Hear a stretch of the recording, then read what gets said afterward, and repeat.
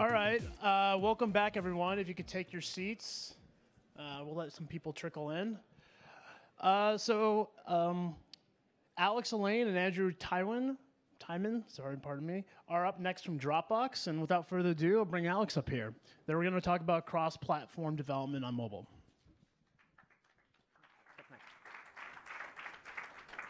Hi, everyone. My name is Alex Allain. I'm an engineer at Dropbox on our cross-platform C++ development team.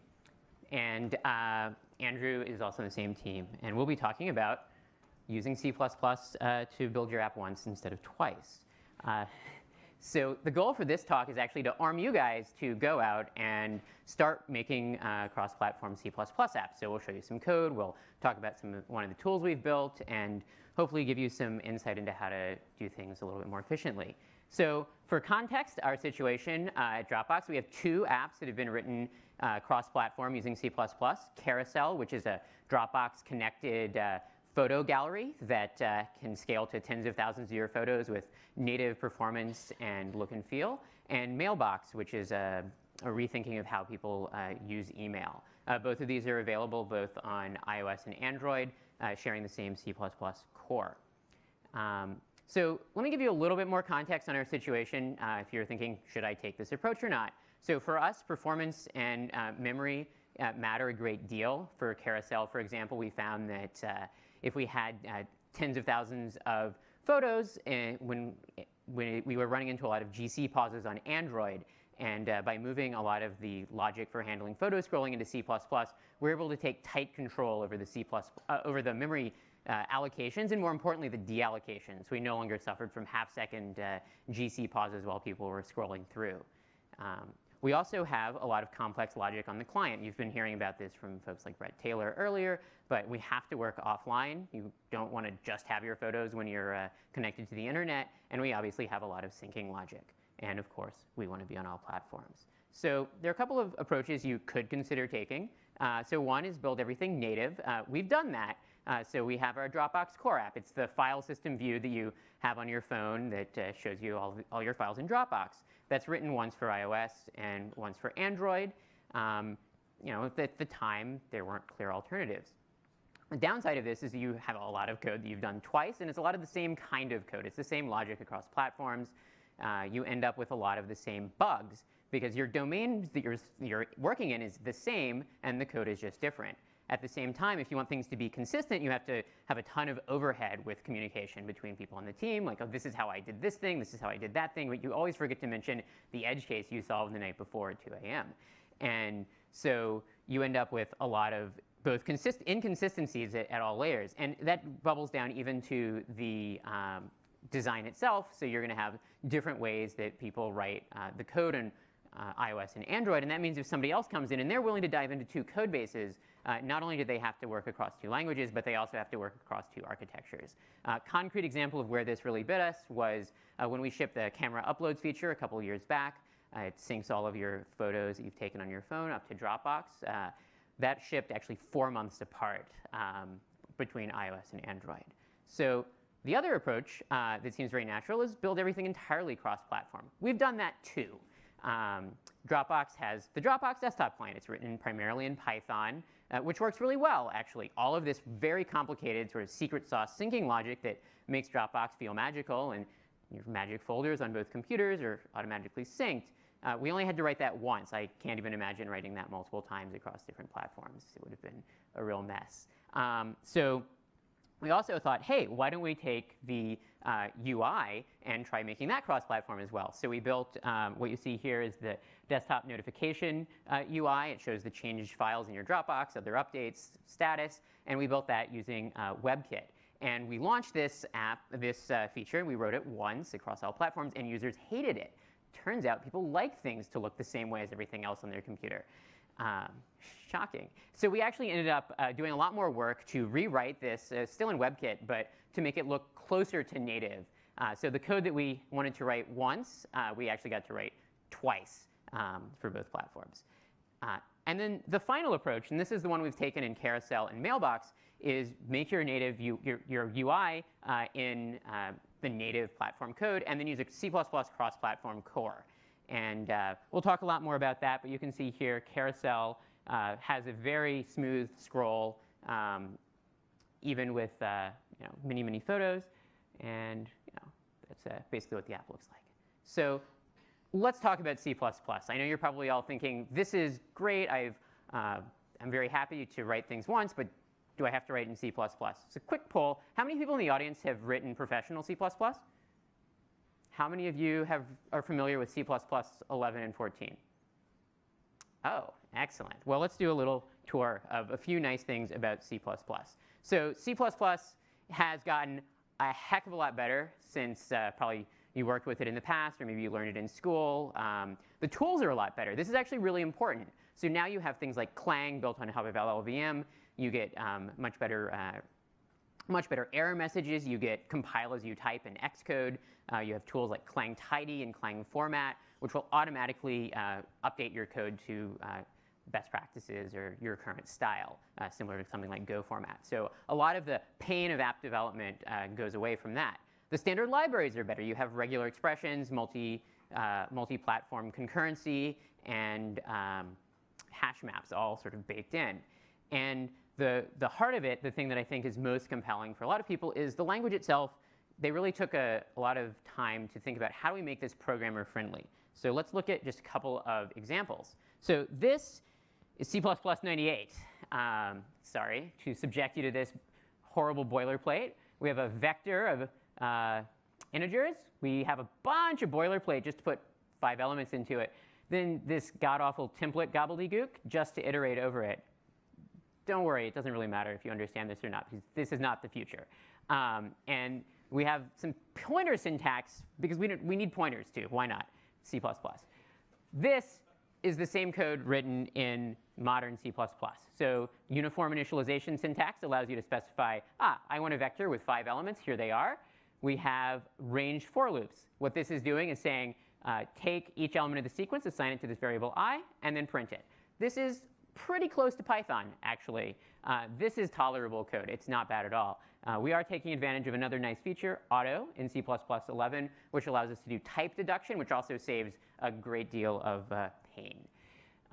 Let's look at another example. So C++, you probably think, oh, yes, memory management. I love memory management. Right? Like, it's super fun to remember where to put your deletes everywhere. And if you have an exception that gets thrown inside of this kind of code, or you have an early return, you get to put more deletes in. It's almost like, where's Waldo? C++ 11 fixes this for you by making shared pointers part of the standard. So a shared pointer is a reference-counted smart pointer. It works just like a pointer, except that it counts references. So when you release the last reference, it disappears. Think of it like ARC. And you have make shared, which is a nice, convenient function to create it. You give it the type and the constructor parameters. And again, notice we're using auto to make this non-boilerplatey. So now if something happens in the middle of all of your logic, the references are automatically tracked for you. Very simple. If you squint, you can almost treat this like you're working with a garbage collector, almost like Java, for example. So there are pluses and minuses. You can write better C++, but it's a lot less painful. One other thing that I don't have a slide on, I just want to call out, C++ 11 also introduced Lambda functions, a very nice, concise syntax for it. So you get a lot of the goodness from modern languages, and things are really quite a bit better. So now that I hope I've convinced you that C++ is less painful, how do we actually go and use the language? So we have basically a 3-tier architecture. We have the UI, which is written in the platform-specific native code, Java or Objective-C. We have a language bridge. This is basically where you put all of the marshalling and unmarshalling of data across your boundary. That's JNI, which is obviously not so much fun to write, or Objective-C++. And then you have your actual app logic, which lives in that cross-platform C++ layer. So a couple of principles about this code. So you want to keep your UI layer super thin. That's the code you're writing twice. Writing things twice is bad. Hopefully we all agree. So keep that thin, but it does allow you to have the native look and feel. The language bridge you also want to keep really thin. I imagine that writing JNI is not what most people are excited about doing. Writing Objective-C++ can work, but many developers prefer to work in straight Objective-C. Andrew will also actually be talking shortly about some tooling that we've built that helps with this. Let's expand this out just a little bit further. So we'll talk about a couple more of these things. So all the things in bold will be areas that we'll kind of do a little bit of a deeper dive into later. One thing I do want to mention on this slide, we found that, so we follow a model, view, model, view architecture, and we've actually found that we've been able to pull the view model logic into C++, which means that a lot of that logic we can avoid duplicating as well. That does mean some platform-specific pieces make it into the C++ layer. That's OK. The goal is not to have like an entirely agnostic C++ layer. It's to avoid duplication and have a clean boundary when possible. And then you have your app logic, and of course any libraries you want. We'll talk about networking, threading. For storage and caching, we don't have too much to say that's super fancy. We found SQLite to work pretty well, for example. And the last one here that we'll talk about is actually specialized platform features. So things like GPS or background fetch, wake locks. And so you want that. What does that mean? There is a small tweak we need to make to our architecture. So now, in addition to our UI, we also have our platform services. Platform services are basically the things that you access through your native code frameworks. And so we provide to the app logic layer a set of callbacks that are then available and giving access to the platform-specific features within C++. This works really well for us. So at this point, I'd like to hand it off to Andrew to talk more about how we take advantage of this architecture.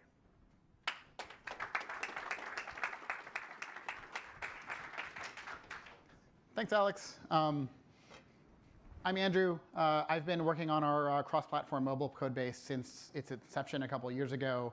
Originally, it was part of our SDKs when we wanted to take some of that syncing logic, make it available to third-party developers building on our platform.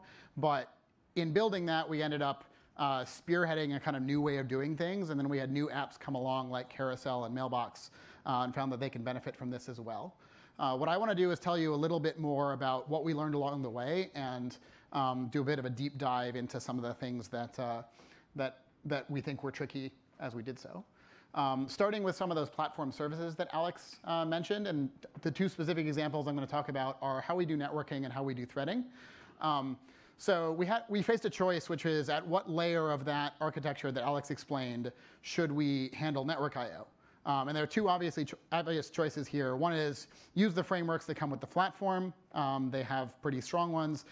Or do we use portable C++ libraries and keep everything inside of that lower library layer?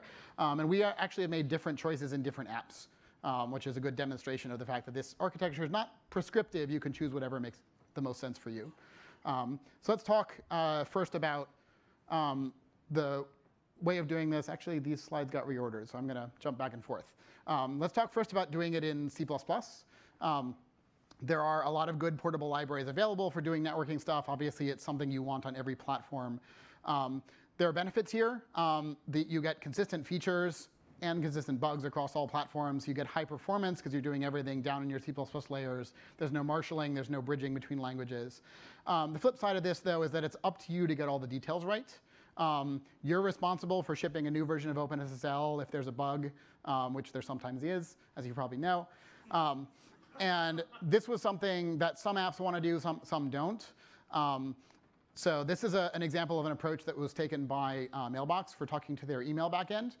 They have high performance concerns, and they aren't using HTTP. They're actually just using a direct WebSocket protocol. So this was a good fit for them. Let them control everything in their stack and have high performance. The other approach is to use the frameworks that are on the language, on the platform. The major mobile platforms, as you know, have pretty strong networking libraries. They do a lot of things for you.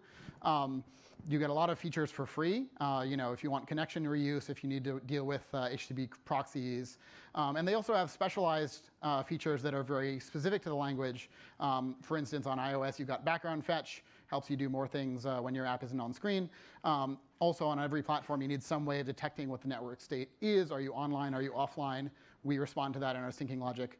Another important aspect of this is that you get feature parity and also security parity with every other app on the platform.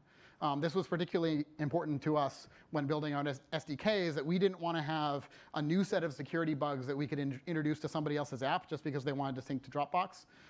We thought it was important that they know about whatever security situation they're in on that platform and respond to it in the way that they would normally want to, and we'll have the same behavior as them.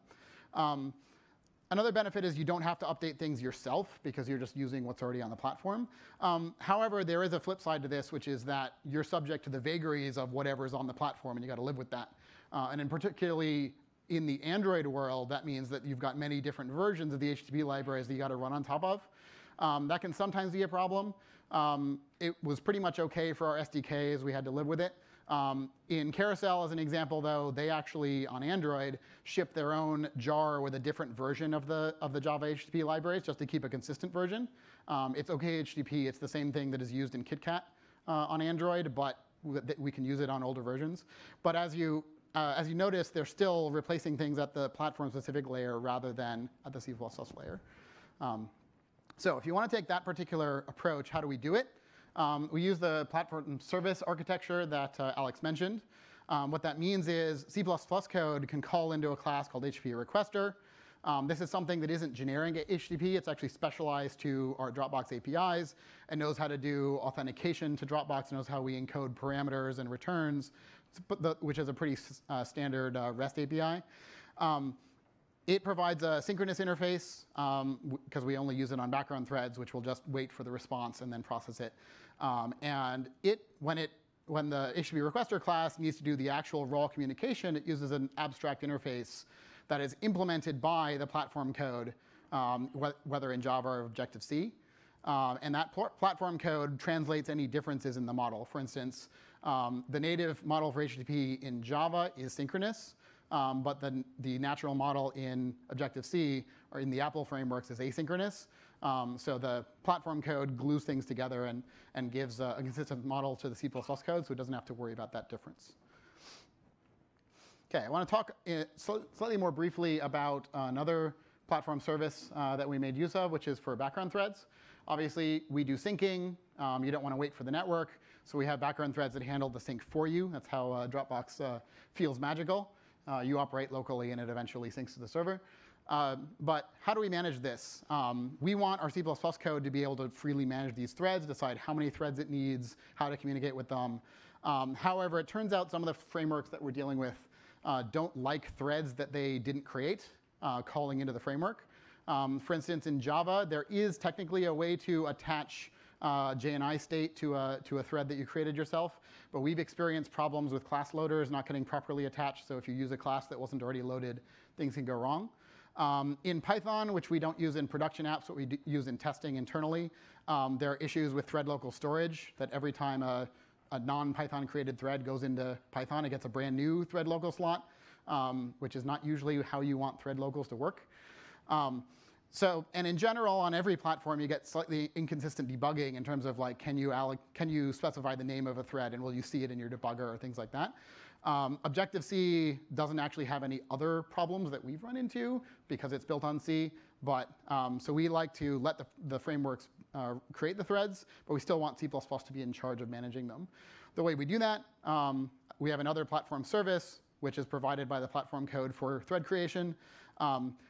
C++ will call that, provide a name and a priority for the thread, and then also provide a function object, which captures a lambda, which is what to run in the thread. One advantage of the lambda closures in C++11 is that it can capture resources as well. So using one of those shared pointers that Alex mentioned, we can make sure that whatever objects are needed by that thread are kept alive until it starts, just in case someone calls shutdown before your thread has even started. You don't have any race conditions that could lead to use after free. And then after creation, C++ is in charge of the thread. It does whatever communication it wants to do. In our case, we use mutexes and conditions, pretty low-level stuff, though we're working on higher-level asynchronous models for more app developers. All right, so that hopefully gave you an example of some of the problems that we've tackled, and hopefully arms you to tackle them yourselves. If you didn't know about that class loader issue and you're planning on diving into JNI, you're welcome. Now I want to dive a little bit into the bridging between languages that we do. how we do this, what it looks like, what the basic concerns are. And then I'll move into introducing the tool, which if you guys use it yourselves might save you from ever having to think about this, but it's good to know what you're building on top of. I'm going to start with bridging to Java and do another quick poll of the audience. How many of you have written production Java code? Okay, quite a few. How many of you have written production JNI code? Very few. How many of you enjoyed writing production JNI code? I don't think I see any hands. So JNI is the Java native interface. Those of you who have experienced it knows that it's kind of ugly. It was really designed for small, isolated bits of native code that you might want to run if you had, scientific computations that you wanted to run at very low level, or you had to access some specialized hardware with the driver. That was the kind of thing that JNI was originally designed for. Obviously, the implementers of the VM itself and of the APIs make heavier use of it. So there are lots of folks at Google who use this a lot. However, it isn't really the kind of thing that everyone wants to use. Oh, and as an aside, everything I'm going to say about JNI applies to Java and other platforms, not just Android, in case that ever becomes useful to you. Let me show you a little bit about what JNI looks like. So here's what you would see in your Java code on the Java side of the boundary. Two things. One is that somebody has to actually load up the library that contains all of your native code. And I'm sorry, the word native is a bit overloaded here. JNI uses native to mean the C++ code, whereas mobile developers are used to using native meaning Java or Objective-C on whatever platform. So the library needs to be loaded at some point. This static block will make sure that it gets loaded when this class is. And then this native keyword on this method says to Java, I'm not going to give you an implement in some native library. And it's looking it up by symbol. So here's what the other side of that would look like. This is C++ code, though very C-like. So I've got all these decorations on the function that allow it to be the kind of function that JNI can find. JNI finds it by this name. This is a magical symbol that it looks for based on the Java class and the method name. There are ways to register manually if you really want to do this, but we find that this is the easiest. And every JNI function gets given this JNI env, which is an object through which you can interact with the Java VM. In this case, this is a static method, so you also get a pointer to the class. Notice this wonderful word class, which is how they avoid conflicting with keywords in C++. And then you also, in this case, get an int. It's passed as a jint, which is a integer type that's guaranteed to be the same size as a Java integer, which is also always 32 bits. And then once you've gotten past all that, things look pretty simple so far, because you just call this static function on your C++ class, pass the argument, return the int, and it happens that ints and jints are castable, so there's not going to be any serious problem here. So let's get into a slightly less simple example. What if I want to call an instance method rather than a static method? So what changes in the declaration is now I've got an object viz instead of a class. And the problem I'm faced with is I need to get a C++ object to call this on from somewhere. A typical way of doing that is you actually have the Java object hold on to the C++ object. It can't do that directly, unfortunately. So the way you do that is you actually take a void star and you cast it to a long, have Java hold on to that and give it back to you. Here's how you might do that. So first you have to get the class of the object that you're being called on, so that you can ask that class for a method called getCBP, which is a method I would have implemented. It takes no arguments and returns a long. J stands for long. I'm not sure where that came from. And then you can finally call this method saying, call a long method, meaning a method returning a long, give it this object, give it this method ID, and pass this argument. And I actually noticed this before the talk, but decided to leave it there because it's instructive. I wasn't supposed to pass that argument. But JNI didn't complain. This ran just fine, because this is calling a C function. Extra arguments on the stack just get ignored. So in this case, I was lucky. Good thing I didn't leave off an argument rather than passing an extra one. Anyway, if you get this long back from Java, you can reinterpret cast it, and that's the verbose way in C++ of saying I'm doing a really scary thing. And then finally, you can make your call and you return your int. So that's kind of annoying, particularly for something as simple as making a method call. Let's see how things get if I want to do something with a string instead of an int. And I'm going to try and go a little bit faster. I think I'm taking too much time. So you can ask Java for some characters. This gives you back a const char star, which is what you might be used to from C. That seems pretty simple. I can pass that to a standard string, which is the C++ type that holds strings. But then I got to manually release those characters that I just got back from Java because JNI is very C-like.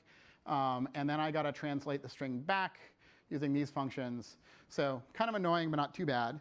Does anyone who has done JNI know why this is wrong? That's true, though I think get string UTF-chars is something that just crashes if it fails. I tested that. Other calls in Java can, in fact, fail and throw exceptions, and I will not show sample code for that. We'll talk a bit about it. There's actually a more subtle problem, which we ran into when we implemented the data store API, where we wanted to let people store arbitrary strings, Unicode, anything like that in a data store. See this UTF? That doesn't stand for UTF-8. It stands for modified UTF-8, which is a JNI convention that Java uses for some reason I can't fathom, which is mostly like UTF-8 until you get to some of the higher Unicode values. And that's not good enough for us. We'd like to actually work for any string. There's also another problem, which is since I'm using C strings here, I can't pass through a null character inside of my string. Most people don't care, but in the data store API, we wanted to make sure that people could put arbitrary data, truly arbitrary, so we cared about that. So here's what it would look like if you want to deal with those problems. So first of all, I'm asking for the string length, which gets me around the null character problem. And also, then I'm going to ask for the string's chars in a 16-bit character type, which is what Java stores internally. And I'm going to do this conversion myself using a little library that we've got in C++. You could also ask Java to do the conversion, but that would be even more complicated calls into Java. So you can see here, this is the last piece of code I'm going to show you in JNI. You can see all I've done so far is pass a string and get back a string from a member function. And this has gotten pretty complicated. I haven't talked about how I would pass a list or a map or pass a listener interface that C++ needs to call back into Java. I haven't talked about how you handle exceptions from Java, which go into a nice thread local state that you have to explicitly check for when you're in C++, or everything will start failing. I haven't talked about how you would catch a C++ exception and propagate that into Java, and how you maintain references into a Java object that will live beyond the boundary of your method. All of those are details that you'd have to get into if you want to write JNI code. They're pretty well documented, but messy and annoying. But what's my point? My point is that JNI is tedious and error prone. You got to do all the error checks yourself. You got to do all the resource management yourself. And there's no type safety. I find this quite confounding, given that C++ and Java are two statically typed languages. I kind of like that aspect of them, but this bridge between them is entirely untyped. You've got magic function names and reflection and unknown numbers of arguments, which hopefully you get right. So there are ways of making the code simpler than what I showed you. You can use helper functions. You can use macros. You can use C++ tricks to automatically free your resources. But still, it gets pretty messy. I know I wrote the first version of the JNI interface for the Sync SDK. So I find myself, after I did that, really wishing I never had to do it again. And we had more apps coming along that really wanted to be built in Java, so they needed to do some of this. Now, if only there was a magical entity who could make me never have to do that again. Turns out there is. His name is Genie. And he lets me write this instead. This is a description of that interface that I mentioned before. Says that it takes a string, returns a string. This is the, and that plus C is a little annotation that says I'm going to implement it in C++. Before I dive into exactly what that looks like, let me do a really quick coverage of the Objective-C side of this. So if you want to bridge to Objective-C, which is the quote-unquote native language on iOS and OS X, you can go through Objective-C++. You heard from Facebook that they're using that. We use it as well. It's pretty cool. It's a little bit scary, too, though, because it's sort of an unofficial overlay of these two languages. Apple and the Clang and LLVM implementers know about it, but there is no ISO standard Objective-C++. So that gave us pause at first, but once we tried it out, we found it was pretty powerful. If you've never experienced this before, imagine you take Objective-C, take the diffs between C and Objective-C, and rebase those onto C++. You get Objective-C++.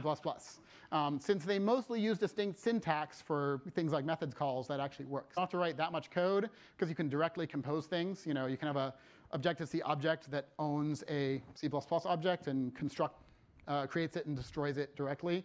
And you can use all your favorite techniques from either language. You heard about how Facebook is doing that. The flip side of this is that it does get a little bit complicated. I'm going to show you a little bit of how that looks. So here's a interface. This is plain old Objective-C that might be exposing something out of the C++ library. Here's what a method implementation would look like. In this case, there's a whole lot less boilerplate than there is in Genie, so I jumped straight to an instance method. I didn't start with a static method. The magic really is this underscore CPP obj. That's just an IVAR. If you've done Objective-C, you know what that is, just a member variable inside of your Objective-C class. And it will automatically call the constructor and the destructor for you, and you can just directly make these calls. Pretty simple. I'll show you the same examples that I did in Java. So here's how you would pass a string. Anyone think there's a bug with this now, like there was in Java? So there's no modified UTF-8 to deal with. There are still embedded nulls to deal with, so the code isn't quite this simple. I do have to pass an explicit length. But what I'm doing here is still pretty simple, and I'm letting NSString do all the encoding and decoding. I don't have to use my own library to do that. So things stay a lot simpler than they were in JNI. So what's my point? This is easier than JNI. You can overlap your code. They have a compatible memory model, so you can sometimes get away without copying anything as you go back and forth, if that's important to you. However, it is still kind of complex, most specifically that you have to worry about the semantics of two different languages on top of each other. And not every developer is an expert at both of those languages.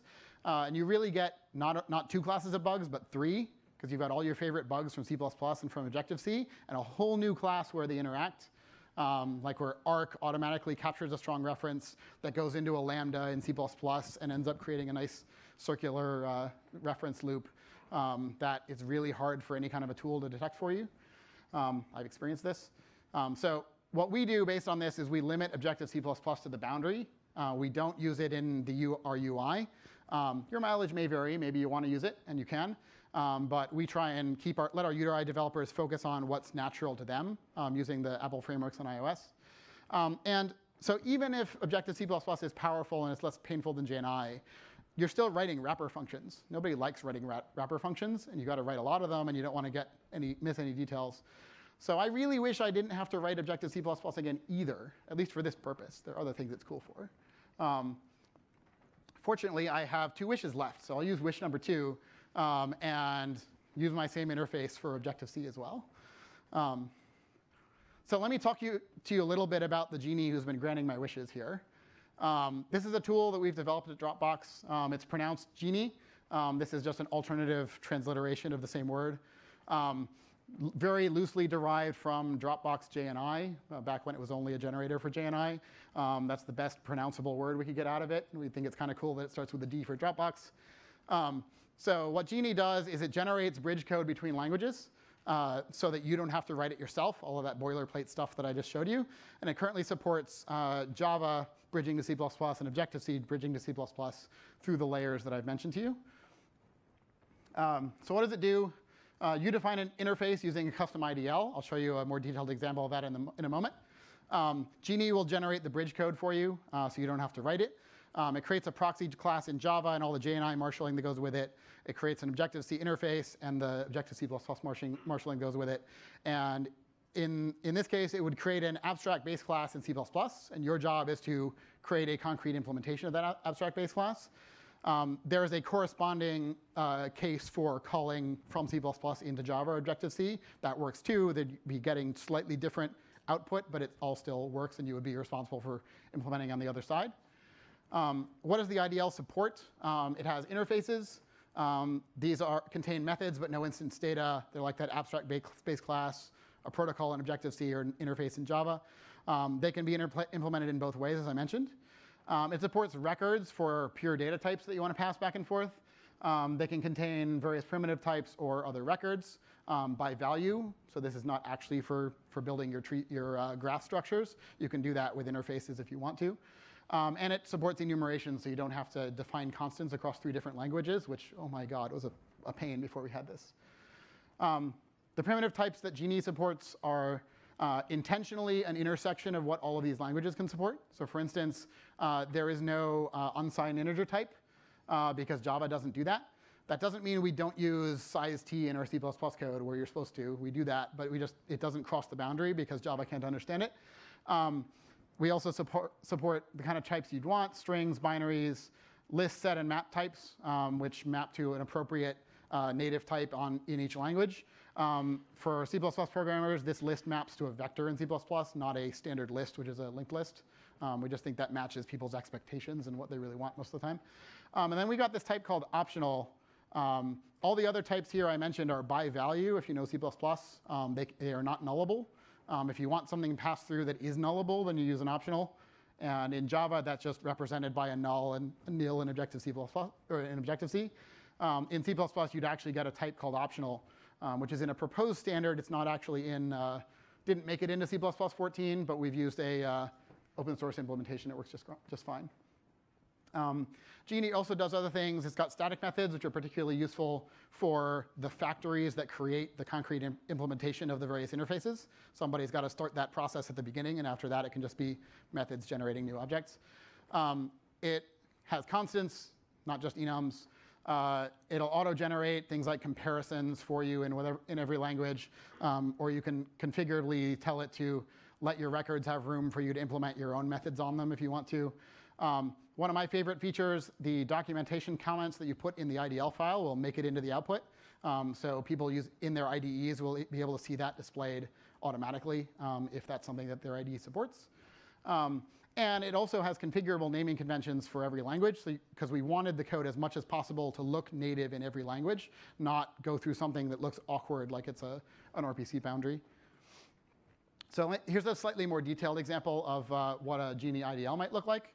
I've got an enum with 3 values. I've got a record, which is pure data, contains an enum and a string. And this deriving statement says, I want you to auto-generate comparisons for equality and for ordering. And then you can say, I want an interface, again, implemented in C++, but this could be a +O or a +J if I want it to be implemented on other sides. It could be several of those. This one has a constant, has a couple methods, and it has a static method, which I can use as a factory to generate objects of this interface. So the only thing you might not be used to here is that we're putting types on the right. That's a place where C++ is starting to lean towards as well, and we think it's a little bit clearer. But once you get used to that, this is pretty easy and obvious to read. How are we for time? It looks like we've still got some. So I'm going to take you through a little bit of a tour of some of the generated code, just so you can see what that looks like. I asked my friend Tony, who works on Carousel, to give me a slightly more real example. So here's a very simplified view of what something might work like in Carousel. You have a photo, which is a record. It contains an ID and a file name. And you're going to have this photo model, which is an interface and lets you get photos. Obviously, Carousel does slightly more than this, but this is good enough for now. So here's what the Java code looks like. If you're an Android developer, this is what you'd be interacting with.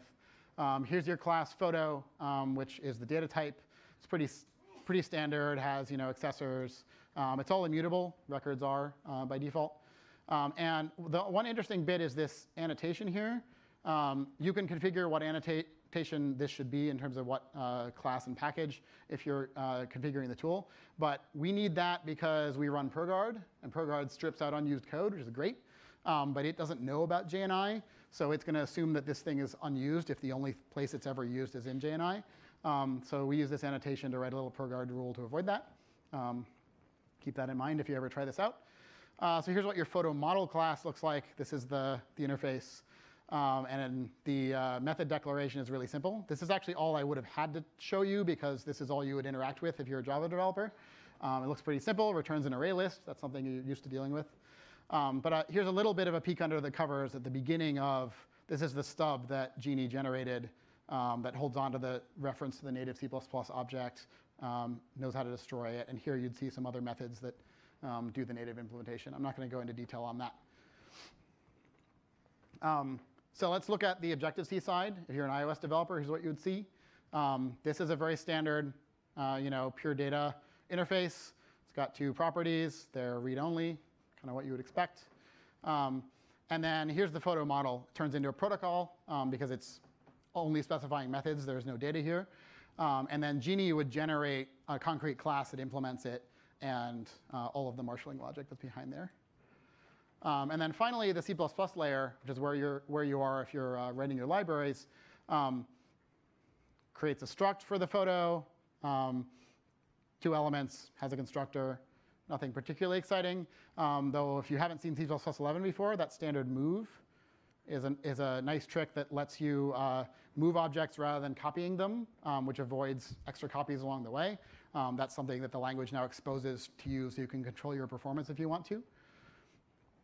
And then here's the photo model. This is an abstract base class. And this is the method, and that equals 0 annotation is what says this is pure abstract. There's no implementation. So some concrete type is going to have to subclass this in order to provide the implementation. Genie will generate a bunch of other stuff I didn't show you. In C++, I actually showed you everything, because this was a class that was meant to be implemented in C++. You're the one who provides the concrete base class or subclass. In Java, you'd see the implementation of that native proxy, and then all this JNI stuff, which is C++ code. And in Objective-C, you'd see these other files that contain the Objective-C++ code. You might remember I have one wish left, and if you like your Genie, this is what you're supposed to do with your third wish. So Genie, I wish you were free, and he is. So you all can try this out. Go to our GitHub. Genie is available under Apache 2.0 licenses, contains a sample app that builds a cross-platform on Android and iOS. We actually use Google's cross-platform build tool from Chromium called GIP, so you'll see an example of that as well. I haven't talked about that, but it's kind of cool too. Genie is in beta. That doesn't mean that we think it's broken. We're actually shipping product on it, but we've obviously only tested it on our use cases. So let us know if it works for your use case, and we might be able to help you fix it, or maybe you can help us fix it and send a pull request. So that's all the technical deep dives I've got for you. I'm going to do a very quick conclusion before I run out of time. So as you saw in the keynote today and the earlier talks, multi-platform is a reality. You should be planning for at least iOS and Android. You might also want to be planning for portability to desktop of your apps. You might want to be planning for Windows Phone or BlackBerry if you want to be really comprehensive. The way that we've been doing this has worked pretty well for us, allowed us to minimize duplication in our code, link together a native UI with shared logic so that we get the best of both worlds, fast UI that looks native while all of our shared code gets written only once and is highly performant. C++ 11 and 14 is up to the challenge for being a application development language. Alex gave you a little bit of a view of that. There's lots more that you can learn. But our app developers have been relatively happy switching to C++. There's some learning curve, obviously, but it's not nearly as daunting as it used to be for someone who's used to something like Java. And hopefully what I showed you today is a place to start. And Genie will give you a starting point for generating this glue code. Our goal on the cross-platform library team at Dropbox is to give as close to zero cost for developing cross-platform rather than developing on one platform. And this kind of tooling and methodology is a big part of how we're doing that. That's it. If you want to look up more information online, feel free. These slides will be up. Genie is available on GitHub, and you can email us if you have any questions. And of course, obligatory shameless plug. We'd like you to come help us do this, whether it's by sending us pull requests or joining us at Dropbox. So I'm done. Do I have a couple minutes for questions? Otherwise, we'll stick around as lunch gets started, and feel free to come talk to us.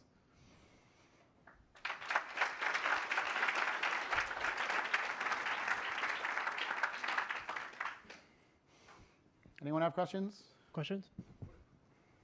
What does your repo management look like? Is everything in the same repo? Do you do some kind of dependencies, or what does that look like? That's something that's in the process of changing. We used to have a bunch of separate repos.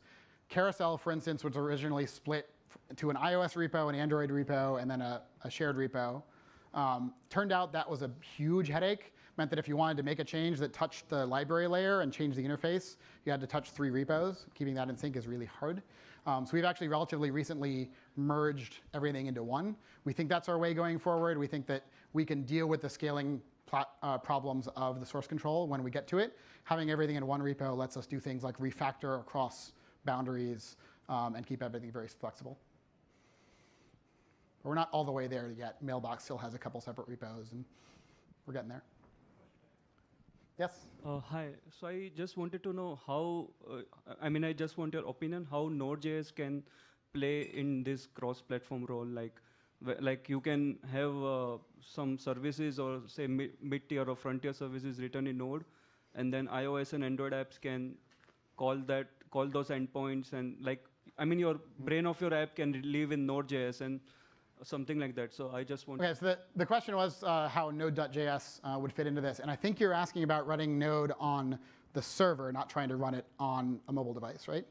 Yeah. Okay, so that would be very natural for anybody's app. If your backend is written in Node, like you can talk to it through this framework just fine.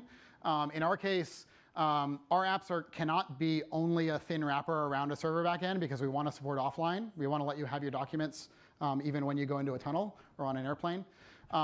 So that's why we have this slightly complicated syncing logic, and there's a benefit to writing that once across platform. There actually is a large class of apps that maybe would get less benefit from this architecture because they really are just direct front ends to a service on the server, and the code for talking to that service is pretty simple. If your app is in that category, you might just want to write it twice on each platform because the duplicated effort is very small. Though, we've gotten a lot of benefit from moving our view models into C++, as Alex said, so maybe you'd get benefit there as well. But I don't think there's anything about this architecture that would keep you from using that. Yes, hi. Can't wait to try it. But did your team experiment with Swig at all before getting to Genie? We did, and I had a slide in here talking about the trade-offs that I pulled out because I thought we were going to be short on time. So the basic version of that is we did look at things like Swig, which would extract the interface directly out of the C++ code. We looked at some other code generation possibilities. Nothing really fit. One thing we like about having an IDL is that it gives a very clear interface boundary. You don't get things accidentally leaking, like this C++ class had a public method that was meant for the unit test to call or something. We can define our data types to be very clear and marshallable and be that intersection across languages. And another thing we like about this is that it's actually language agnostic on all sides. I've talked about linking to C++ as a backend, but there's no reason we couldn't also link to a different language if we prefer that. Or we've talked about using Genie to just generate serialization code from the records so that you could serialize them into a database or across the wire as JSON or protobufs or whatever. So those are kind of the high order bit of why we like this approach. Question over there? And organizers, tell me when I should stop. I'm going to keep answering questions until you do. This is the last question. Okay. You mentioned two different approaches to use native, like to platform networking, and use one if library. Which one do you think will be your choice? We're leaning towards most of our apps using the platform service approach, where you can actually leverage the platform features. A key example there is on iOS. We do want to leverage background fetch for things like camera upload. You can't do that if you're operating purely in C++. So given that there's always going to be some platform-specific features we think we'd like to leverage as much as we can, but that is an app-specific choice. That we have nice wrappers now using this platform service to call the Dropbox APIs. Mailbox is doing their own thing because they want lower-level socket access, and I don't think there's any reason to force them to change. But if an app developer comes to me saying I want to talk to this new API or I'm building a new app, I'm going to recommend that they go the platform service route and use the stuff we've built, and they can make their own decision if they want to do something different. All right, that's all the time we have, but Alex and I will stick around if you have any other questions. Otherwise, enjoy your lunch. Thank you. So, first of all, the Dropbox talks were awesome. Let's give them all a round of applause. Lunch will be on the 4th floor. Try to get there before the line starts because we're finished a little early. We will be back here and start at 2 o'clock sharp. So thank you.